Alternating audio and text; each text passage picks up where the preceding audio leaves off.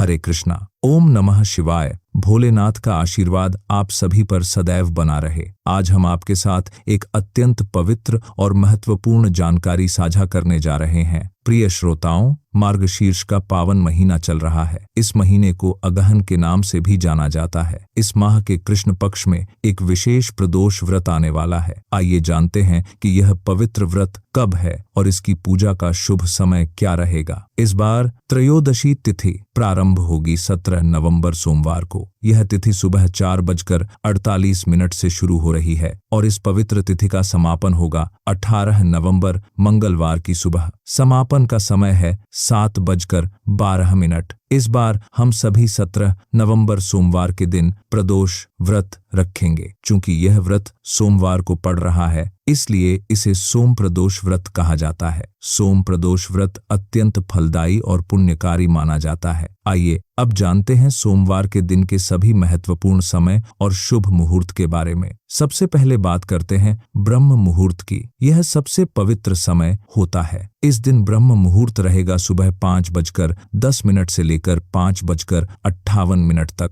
इस समय में उठकर स्नान करना और भगवान का स्मरण करना अत्यंत शुभ फलदायी होता है। सूर्योदय होगा सुबह 6:46 पर। सूर्य देव का उदय होते ही दिन की शुरुआत हो जाती है। सूर्यास्त का समय रहेगा शाम 5:37 पर। इसके बाद संध्या का समय शुरू हो जाता है। यदि आप सुबह के समय में पूजा करना चाहते हैं तो प्रातःकाल पूजा का शुभ समय रहेगा सुबह 5:25 से लेकर 6:45 तक। इस समय में आप भगवान शिव की पूजा आरंभ कर सकते हैं। इस दिन अभिजीत मुहूर्त भी बन रहा है। यह दिन का सबसे शुभ और सर्वश्रेष्ठ मुहूर्त माना जाता है। अभिजीत मुहूर्त रहेगा सुबह 11:50 से दोपहर 12:33 तक। इस समय में किया गया कोई भी शुभ कार्य सिद्ध होता है। इस दिन 2 अत्यंत शुभ योग बन रहे हैं। पहला है प्रीति योग और दूसरा है आयुष्मान योग। प्रीति योग रहेगा सुबह 7:23 तक।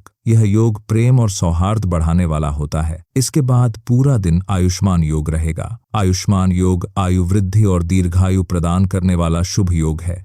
यह योग सुबह से लेकर शाम तक चलता रहेगा। इस दिन राहु काल का समय भी जानना आवश्यक है। राहु काल में कोई भी शुभ कार्य नहीं करना चाहिए। सोमवार को राहु काल रहेगा सुबह 7:30 से लेकर 9 बजे तक। इस समय में पूजा पाठ और शुभ कार्य वर्जित हैं। अब आते हैं सबसे महत्वपूर्ण समय पर। प्रदोष व्रत के दिन प्रदोष काल में ही भगवान शिव की मुख्य पूजा की जाती है। यही वह पवित्र समय है जब महादेव सबसे अधिक प्रसन्न होते हैं। 17 नवंबर सोमवार को प्रदोष काल का समय रहेगा शाम 4:52 से लेकर शाम 6:22 तक। यही वह शुभ मुहूर्त है जब आपको प्रदोष व्रत की मुख्य पूजा करनी है। इसी समय में भगवान को भोग लगाकर आप अपना उपवास खोल सकते हैं। आइए अब जानते हैं कि सोम प्रदोष व्रत किस प्रकार रखा जाता है और इसकी पूजा विधि क्या है। सोम प्रदोष व्रत के दिन सुबह जल्दी उठना चाहिए। आदर्श रूप से ब्रह्म मुहूर्त में उठें। उठने के पश्चात स्नान करें। स्नान करते समय जल में थोड़ा गंगा जल मिला लें तो और भी शुभ होता है। स्नान के बाद साफ और स्वच्छ वस्त्र धारण करें। हल्के रंग के वस्त्र पहनना शुभ माना जाता है। सफेद, हल्के पीले या हल्के नीले रंग के वस्त्र उत्तम है। वस्त्र धारण करने के बाद भगवान शिव के सामने बैठकर उनका स्मरण करें। फिर व्रत रखने का संकल्प लें। मन ही मन या बोलकर कहें कि आज मैं सोम प्रदोष व्रत रख रहा हूँ। भगवान शिव की कृपा से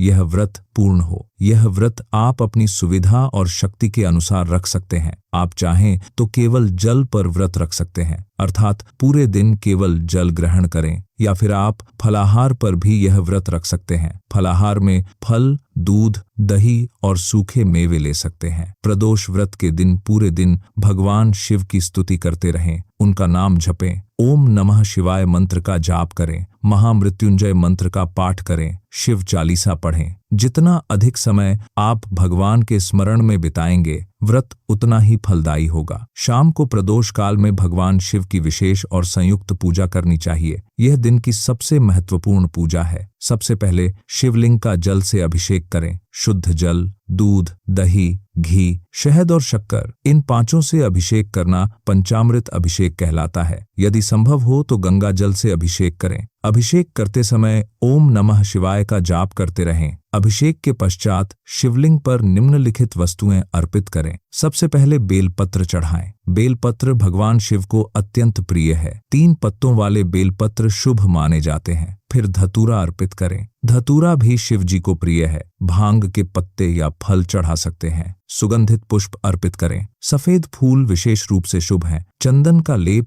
या चंदन का तिलक लगाएं। धूप जलाएं। धूप की सुगंध से वातावरण पवित्र हो जाता है। दीपक जलाएं। घी का दीपक सर्वोत्तम है। नैवेद्य अर्पित करें। मिठाई, फल या खीर का भोग लगाएं। इसके अलावा हरे साबुत मूंग की 1 मुट्ठी भगवान शिव पर, साथ ही 1 मुट्ठी अक्षत भी चढ़ाएं। अक्षत का अर्थ है अखंडित चावल। ये चावल टूटे हुए नहीं होने चाहिए। साबुत और पूरे चावल ही अक्षत कहलाते हैं। ये भगवान को बहुत प्रिय हैं। पूजा के बाद वहीं बैठकर शिव चालीसा का पाठ करें। शिव चालीसा में भगवान शिव की महिमा का वर्णन है। इसे पढ़ने से मन शांत होता है और भगवान प्रसन्न होते हैं। इसके बाद सोम प्रदोष व्रत की कथा का श्रवण करें। कथा सुनना या पढ़ना व्रत का महत्वपूर्ण अंग है। कथा से हमें यह ज्ञान मिलता है कि यह व्रत क्यों रखा जाता है और इसका क्या महत्व है। कथा के बाद महादेव के मंत्रों का जाप करें। ओम नमः शिवाय यह पंचाक्षर मंत्र सबसे प्रसिद्ध है। इसका जाप 108 बार या इससे अधिक करें। महामृत्युंजय मंत्र का जाप भी अत्यंत शुभ है। रुद्र मंत्र का जाप कर सकते हैं। सबसे अंत में कपूर जलाकर भगवान शिव की आरती उतारें। आरती करते समय घंटी बजाएं। पूरे मन से आरती गाएं। आरती से पूजा का समापन होता है। आरती के बाद भगवान को प्रणाम करें और उनका आशीर्वाद लें। सोम प्रदोष व्रत के दिन कुछ विशेष वस्तुओं का दान करना बहुत ही शुभ और पुण्यदायक माना जाता है। दान से व्रत का फल कई गुना बढ़ जाता है। आप निम्नलिखित वस्तुओं का दान कर सकते हैं। दूध का दान करें। दूध जीवन का आधार है। दही का दान शुभ है। घी का दान अत्यंत पुण्यकारी माना जाता है। शक्कर या गुड़ का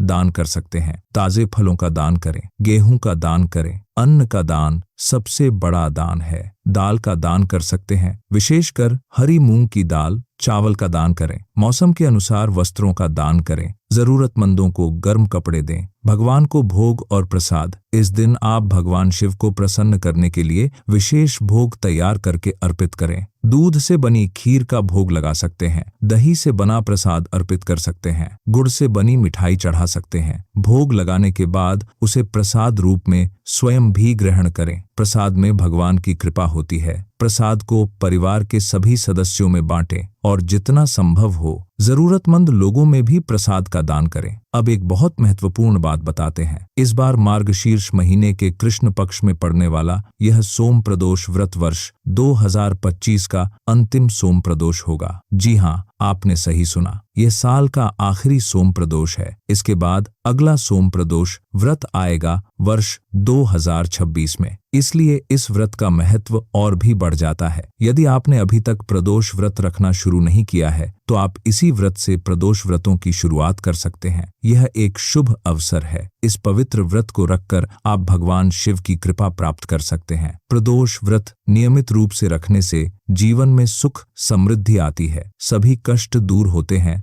मनोकामनाएं पूर्ण होती हैं और भगवान शिव का आशीर्वाद सदैव बना रहता है। तो यह थी आज की संपूर्ण जानकारी सोम प्रदोष व्रत के बारे में। हमने जाना व्रत की तिथि, समय, विधि और महत्व के बारे में। उम्मीद है यह जानकारी आपके लिए उपयोगी रही होगी। आप सभी से निवेदन है कि इस पवित्र व्रत को अवश्य रखें और भगवान शिव का आशीर्वाद प्राप्त करें। ओम नमः शिवाय। हर हर महादेव। भोलेनाथ की जय।